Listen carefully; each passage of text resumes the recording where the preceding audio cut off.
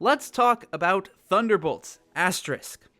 Actually, we're gonna start there. Marvel, what is with the asterisk? Why are you making such a big deal out of it in the trailer? If it's such a big deal, why wasn't it in the original title for the film or the original logo? Like, what's going on? I mean, my simple prediction is that the Thunderbolts will get a new team name by the end of the film. Kind of similar to the Falcon and the Winter Soldier displaying the title card Captain America and the Winter Soldier after Sam takes the responsibility of wielding the shield by the end of that series. But really, with this Thunderbolts thing, I seriously think it's that simple. I don't know, I at least can't come up with anything else, but you know what? Fine, how about this? $100 to charity if Marvel does anything interesting by having an asterisk in the title of Thunderbolts. I just think this is such a small thing, and it won't actually be anything interesting, and they're making way too big a deal out of it. So you know what?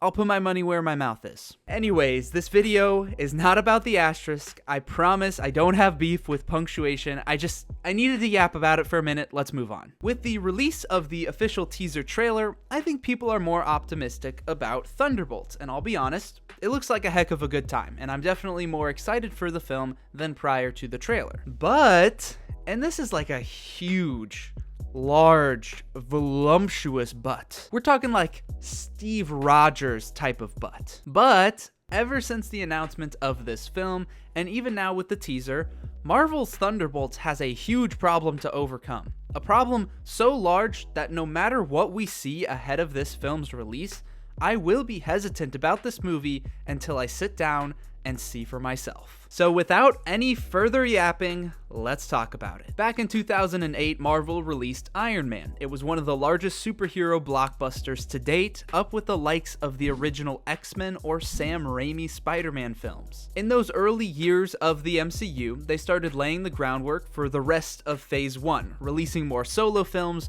for Captain America, Thor, and Hulk. Well, I mean, kind of for Hulk, like it's canon, but you can also just ignore it and it doesn't really change much. Also Edward Norton, just a lot of things. It's weird. Anyways, these solo films acted as building blocks as Marvel was creating the path leading to the first Avengers film, which would revolutionize not only superhero movies, but specifically it would revolutionize the MCU. Now, during this time period, people had their doubts about this team-up movie. How could the serious tone of Thor fit with the witty and casual humor of Tony Stark? We hardly even knew Black Widow or Hawkeye, so how would they fit in as well? And yet, amidst these concerns, Marvel absolutely delivered, and the first Avengers film is still loved and cherished to this day. Now, of course, since then, we've gotten plenty of team-up movies with wide arrays of characters and different group dynamics, and Thunderbolts is next on the chopping block. But here's the difference, which ultimately causes the big problem for Thunderbolts. In basically all of the other team-up films that we've gotten, the characters are either already inherently loved by the audience, or we have solo films that give us more context heading into whatever team-up they're going to be a part of. But if we look at the list of the characters that are going to be in the Thunderbolts film, I really don't think that we have that same backing. So we're just gonna go down the list and talk about each of the characters in our team. Listen, I really like Florence Pugh, and I think that's true for most people. Now, I might not like her as much as Andrew Garfield, but still. I'm not gonna sit here and act like Yelena being a part of this movie is a bad thing. I actually think she's one of the more likable characters of this group. She also was a main character in Black Widow, so we know more about her. And from the little bit that we've heard about Thunderbolts, it seems like she is going to be at the forefront. So this is definitely a positive on the list, even if this character hasn't been around for too long. Red Guardian is kind of a weird one. We don't have a lot to go off of, but I do think he's a likable character, and of course, he will play off of Yelena very well. His character was fairly significant in Black Widow, just not to the same extent of Yelena, and at least for this movie, I'm just really hoping he's not just some throwaway joke. Now this is where we get into some of the characters that I have really big concerns about. I can't even comprehend why Ghost is even in this film. And even if they can give a good reason, she's already not a loved character. And the problem is, if she's sidelined too much, then she'll just be forgettable again, just like she is in Ant-Man and the Wasp. But if she's focused on too much, then she'll take away from the characters that we actually care about. I don't see how this is going to work out. Taskmaster is just yet another mediocre villain that they're throwing into this team. I mean, sure, there's some connection with Yelena and Red Guardian, but do I really think that they have enough time in this film to flesh that out?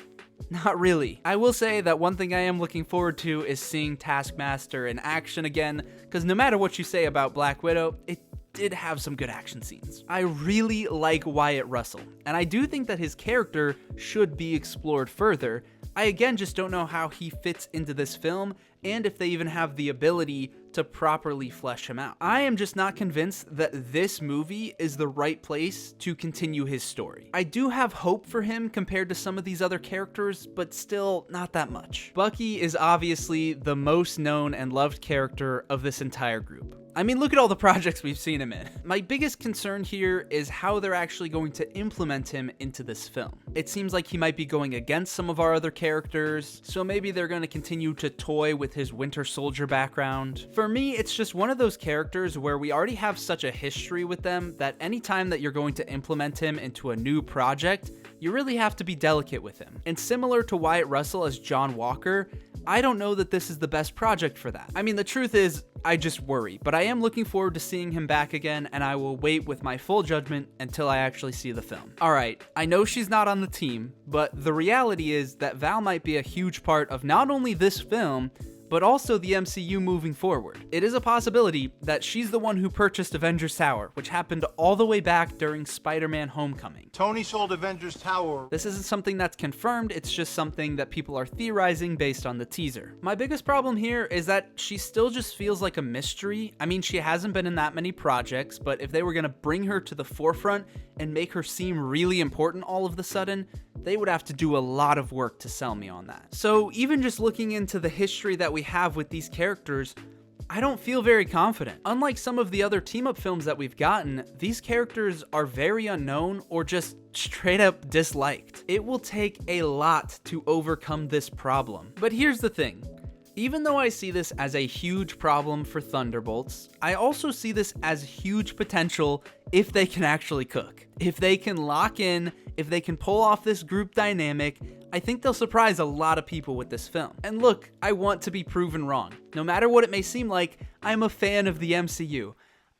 Other than She-Hulk, that show can Sorry.